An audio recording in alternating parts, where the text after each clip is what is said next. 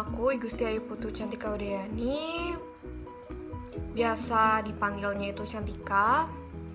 Jadi hari ini aku bakal buat video buat tugas kuliah aku, yaitu mata kuliah kepemimpinan. Di sini tuh aku bakal buat video tentang leadership yang diambil dari salah satu referensi buku, yaitu buku dari karangan Peter G. Nordhaus dengan judul Leadership Theory and Practice 7 edition. Jadi di sini itu aku tuh bertugas buat jelasin bab 2-nya, yaitu bab 2-nya itu mengenai tentang trait approach, atau bagaimana seorang pemimpin atau seorang leader itu dilihat dari bakat bawaan lahirnya. Jadi aku langsung aja ke materi. Jadi salah satu penggolongan pemimpin itu ada dua, yaitu bisa dinilai berdasarkan trait approach-nya dan juga bisa dinilai berdasarkan skill approach-nya. Di sini trait approach pada dasarnya yaitu menilai seorang pemimpin atau seorang leader berdasarkan kemampuan lahiriah yang dimiliki oleh mereka sejak lahir. Sedangkan kalau skill approach ini menilainya berdasarkan skill yang bisa dikembangkan. Karena untuk tugas ini itu aku dikhususkan sama dosen buat ngebahas bab trait approach-nya aja. Makanya kali ini aku bakal ngejelasin tentang trait approach aja, dan semoga tugas ini bisa ngebantu kalian. Kalau kalian yang nonton bisa ngebantu buat kalian kuliahnya dengan apa yang aku jelasin ini.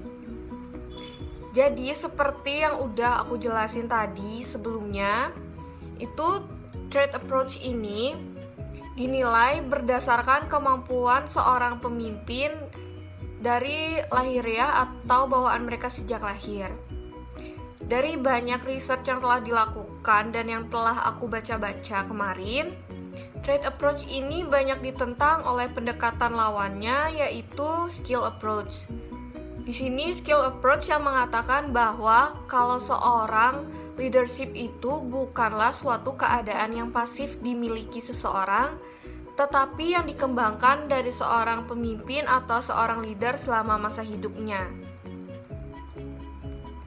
Nah, secara garis besarnya, itu teori trait approach ini menggarisbesari 5 trait yang dimiliki oleh seorang pemimpin atau seorang leader.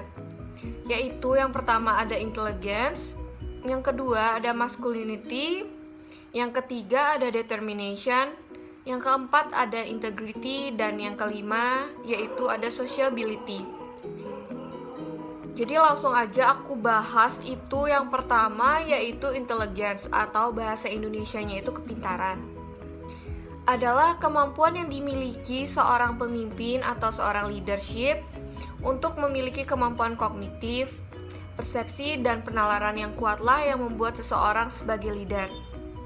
Di sini contoh yang aku ambil itu ada Robert Geoffrey.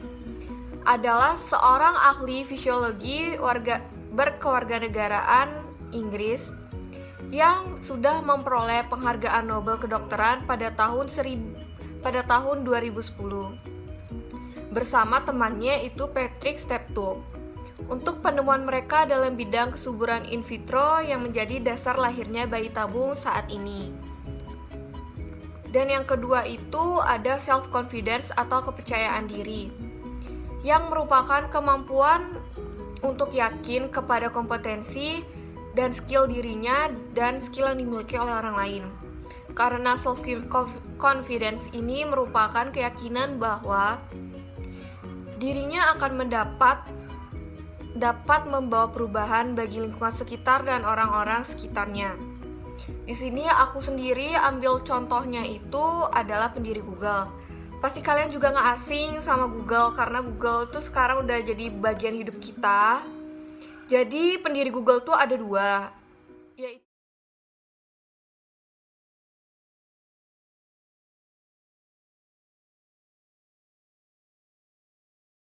Larry Page dan Sergey Brin. Keduanya ini merupakan mahasiswa pasca sarjana doktoral di luar negeri yang bergelar PhD. Mereka berkuliah di Stanford University of California, Amerika Serikat. Mulanya, dua orang sekawan ini memiliki mimpi besar di masa itu untuk menciptakan sebuah mesin pencari dan alan indeks bagi semua website yang tersedia di seluruh dunia. Jadi mereka berdua ini memiliki misi untuk Google, yaitu mengumpulkan segala informasi yang ada di seluruh dunia dan mengusahakannya sehingga bisa diakses ataupun juga dimanfaatkan oleh semua orang di seluruh dunia ini. Ide tersebut awalnya memang terkesan gila di waktu itu. Namun, seperti yang kalian tahu, sekarang itu Google tak lagi asing bagi kita. Bahkan Google tuh udah kayak semacam emang udah ngelekat di hidup kita saat ini. Apa-apa kita dikit-dikit mencari di Google dan pasti kita menemukan jawabannya itu di Google. Dan yang ketiga itu ada determination atau determinasi, yaitu bagaimana seorang pemimpin atau seorang leader mempunyai tujuan untuk menyelesaikan suatu pekerjaan dengan baik, dengan karakteristik sebagai inisiatif, kegigihan, serta dominasi. Mereka dengan determinasi yang tinggi mampu mengatasi permasalahan apapun yang sedang mereka alami saat itu.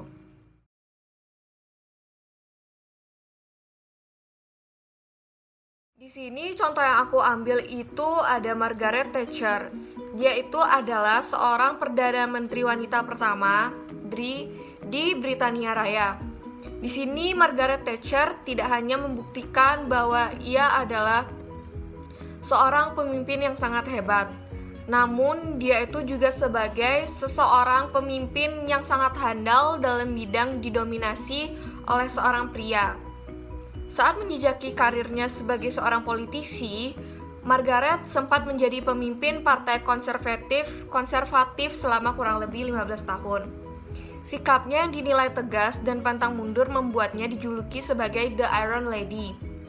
Gaya memimpinnya juga yang mencakup kebijakan politik, ekonomi, dan sosial dijuluki dengan nama Death Sherims. Walaupun kebijakannya banyak yang dianggap sangat kontroversial, sikap tegas dan kemampuan Margaret ini dalam mengontrol banyak bidang dalam skala yang sangat besar membuktikan bahwa ia adalah seorang pemimpin perempuan yang sangat hebat pada saat itu. Yang keempat ada integrity atau integritas. Adalah kemampuan untuk dipercaya serta jujur. Di sini apa yang dikatakan oleh orang ini itu memang benar apa adanya, memang benar-benar kenyataan. Contohnya aja itu ada Insinyur Soekarno, yaitu tokoh besar Indonesia. Ia tidak pernah berhenti menginspirasi para pemuda tanah air kita untuk lebih maju ke masa depan. Insinyur Soekarno yang lebih dikenal dengan nama Bung Karno berperan besar dalam membentuk negara Indonesia yang berdaulat. Dengan inisiatif yang tinggi, Insinyur Soekarno mendeklarasikan kemerdekaan Indonesia seusai Perang Dunia II. Bukan hanya itu, di bawah pimpinan Insinyur Soekarno, Indonesia memiliki fondasi negara yang sangat kuat. Inisiatif yang tinggilah yang menjadi salah satu karakter yang membuat Bung Karno tercantum sebagai pemimpin yang sangat hebat. Yang kelima dan yang terakhir itu ada sociability atau kemampuan sosial. Adalah kemampuan untuk membentuk relasi sosial yang sangat baik. Di sini seseorang pemimpin itu memiliki sikap yang sangat friendly, sopan, ramah, bijak, dan diplomatis. Mereka itu sangat sensitif dengan kebutuhan orang lain dan kesejahteraan mereka. Contoh yang menurut aku tuh sangat bagus itu adalah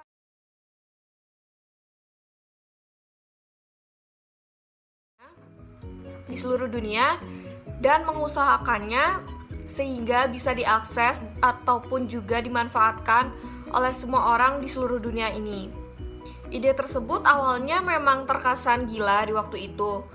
Namun, seperti yang kalian tahu, sekarang itu Google tak lagi asing bagi kita. Bahkan Google tuh udah kayak semacam emang udah ngelekat di hidup kita saat ini. Apa-apa kita dikit-dikit mencari di Google dan pasti kita menemukan jawabannya itu di Google. Dan yang ketiga itu ada determination atau determinasi, yaitu bagaimana seorang pemimpin atau seorang leader mempunyai tujuan untuk menyelesaikan suatu pekerjaan dengan baik, dengan karakteristik sebagai inisiatif, kegigihan, serta dominasi. Mereka dengan determinasi yang tinggi mampu mengatasi permasalahan apapun yang sedang mereka alami saat itu. Di sini contoh yang aku ambil itu ada Margaret Thatcher. Dia itu adalah seorang Perdana Menteri wanita pertama di Britania Raya. Di sini Margaret Thatcher tidak hanya membuktikan bahwa ia adalah seorang pemimpin yang sangat hebat, namun dia itu juga sebagai seseorang pemimpin yang sangat handal dalam bidang didominasi oleh seorang pria. Saat menjejaki karirnya sebagai seorang politisi, Margaret sempat menjadi pemimpin partai konservatif selama kurang lebih 15 tahun. Sikapnya yang dinilai tegas dan pantang mundur membuatnya dijuluki sebagai The Iron Lady. Gaya memimpinnya juga yang mencakup kebijakan politik, ekonomi, dan sosial dijuluki dengan nama Thatcherims. Walaupun kebijakannya banyak yang dianggap sangat kontroversial, sikap tegas dan kemampuan Margaret ini dalam mengontrol banyak bidang dalam skala yang sangat besar membuktikan bahwa ia adalah seorang pemimpin perempuan yang sangat hebat pada saat itu. Yang keempat ada integrity atau integritas. Adalah kemampuan untuk dipercaya serta jujur. Di sini apa yang dikatakan oleh orang ini itu memang benar apa adanya, memang benar-benar kenyataan. Contohnya aja itu ada Insinyur Soekarno, yaitu tokoh besar Indonesia. Ia tidak pernah berhenti menginspirasi para pemuda tanah air kita untuk lebih maju ke masa depan.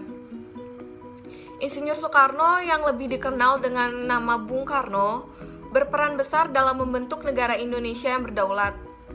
Dengan inisiatif yang tinggi, Insinyur Soekarno mendeklarasikan kemerdekaan Indonesia seusai Perang Dunia II. Bukan hanya itu, di bawah pimpinan Insinyur Soekarno, Indonesia memiliki fondasi negara yang sangat kuat. Inisiatif yang tinggilah yang menjadi salah satu karakter yang membuat Bung Karno tercantum sebagai pemimpin yang sangat hebat. Yang kelima dan yang terakhir itu ada sociability atau kemampuan sosial. Adalah kemampuan untuk membentuk relasi sosial yang sangat baik. Di sini seseorang pemimpin itu memiliki sikap yang sangat friendly, sopan, ramah, bijak, dan diplomatis. Mereka itu sangat sensitif dengan kebutuhan orang lain dan kesejahteraan mereka. Contoh yang menurut aku tuh sangat bagus itu adalah aku ambil Martin Luther King. Dia itu adalah seorang aktivis yang berasal dari Amerika Serikat yang pernah memperjuangkan hak orang berkulit hitam.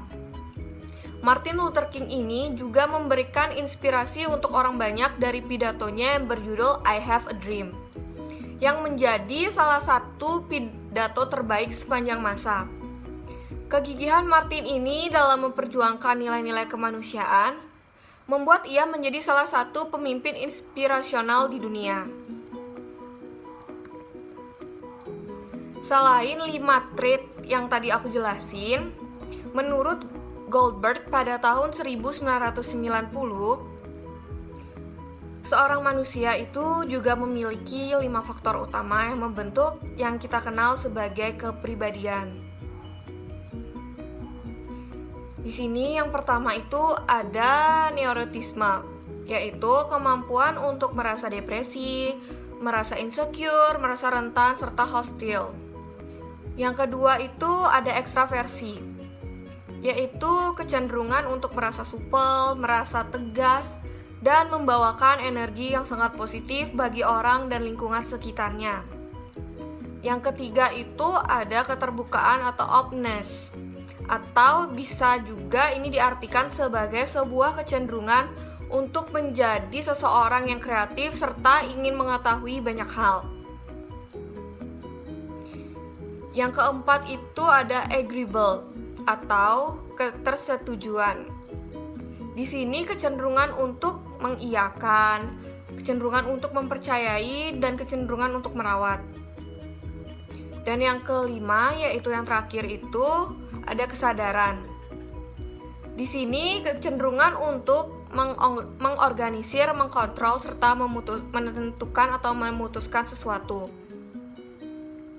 Ekstraversi adalah faktor yang sangat paling penting, yang sangat berkaitan dengan leadership, yang dilanjutkan dengan kesadaran, openness, dan tingkat neurotisme yang cenderung sangat rendah. Sedangkan untuk agreeableness, menurut hasil penelitian yang telah aku baca, faktor ini hanya berpengaruh sedikit untuk seorang pemimpin atau seorang leader. Jadi nggak terlalu berpengaruh seperti kemampuan openness dan tingkat neurotisme yang tadi. Selain itu, seorang pemimpin atau seorang leader itu tentunya harus memiliki skill yang namanya emotional intelligence. Di sini yang aku maksud emotional intelligence itu adalah kemampuan untuk menerima dan mengekspresikan emosi dari diri kita sendiri dan menggunakan emosi tersebut sebagai sarana berpikir untuk menalar dengan emosi dan mengontrol emosi kita sendiri yang dikaitkan dengan emosi orang lain. Ini itu menurut aku sangat berkaitan dengan emosi kita dan dikaitkan dengan cara kita berpikir. Emotional intelligence ini antara lain itu meliputi 4. Yang pertama itu ada kesadaran diri, yang kedua ada kepercayaan diri, yang ketiga itu ada kesadaran diri serta motivasi. Namun dari beberapa teori trait approach yang udah aku jelasin sebelumnya itu, teori trait approach ini juga memiliki berbagai strength and weakness. Kalau dari segi strength-nya, trait approach ini yang pertama, tentunya teori ini sangat menarik. Bisa disebut menarik itu karena adanya pandangan bahwa seorang pemimpin atau seorang leader itu adalah orang-orang yang sangat spesial, orang-orang yang sudah terpilih tentunya. Terpilih di sini terpilih karena bakat bawaan mereka yang sangat luar biasa. Dan yang kedua itu menurut hasil riset yang telah aku baca dan hasil riset bertahun-tahun yang mengatakan bahwa teori ini memang teori yang sangat benar. Dan yang ketiga atau yang terakhir dari string ini adalah trait-trait yang tadi yang udah aku jelasin itu bisa menjadi landas acuan agar menjadi seorang pemimpin atau seorang leader yang baik bagi orang sekitar dan juga bagi lingkungannya. Dan untuk sebagai weakness, teori approach ini yang pertama bahwa teori trait approach ini membatasi trait-trait yang dimiliki oleh seorang leader atau oleh seorang pemimpin. Padahal banyak sekali faktor-faktor lain yang bisa jadi lebih penting atau tidak kalah pentingnya dengan faktor-faktor yang ada di trait approach ini. Dan yang kedua, dari segi weakness, menurut aku pribadi nggak relevan dengan situasi. Maksudnya nggak relevan dengan situasi ini, itu tuh seorang leader atau seorang pemimpin di suatu situasi, mungkin seorang pemimpin ini atau seorang leader ini sulit untuk menguasai situasi tersebut dan sulit menjadi leader pada situasi itu. Sedangkan di situasi yang lain, seorang leader ini sangat menguasai situasi tersebut dan dia bisa menjadi seorang leader di situasi tersebut. Kurang lebihnya seperti itu. Lalu menurut aku outputnya tidak bisa diukur. Ya karena misalnya aja seorang pemimpin atau seorang atau seorang leader ini memiliki intelligence yang sangat besar. Jadi kita itu sebagai pengikutnya nggak bisa semata-mata menganggapnya itu menjadi seorang good leader atau seorang pemimpin yang sangat baik. Jadi sekian dari video ini. Jadi sekian dari video ini, sekian yang aku bisa bagi ke kalian. Mungkin masih banyak kekurangan dari video ini dan mungkin juga ada beberapa part yang aku salah. Tapi aku udah mencoba buat ini sebaik mungkin. Semoga video ini bermanfaat, dan kalau memang ada salah kata atau emang ada pengucapan aku yang salah, aku mohon maaf. Semoga video ini membantu. Terima kasih.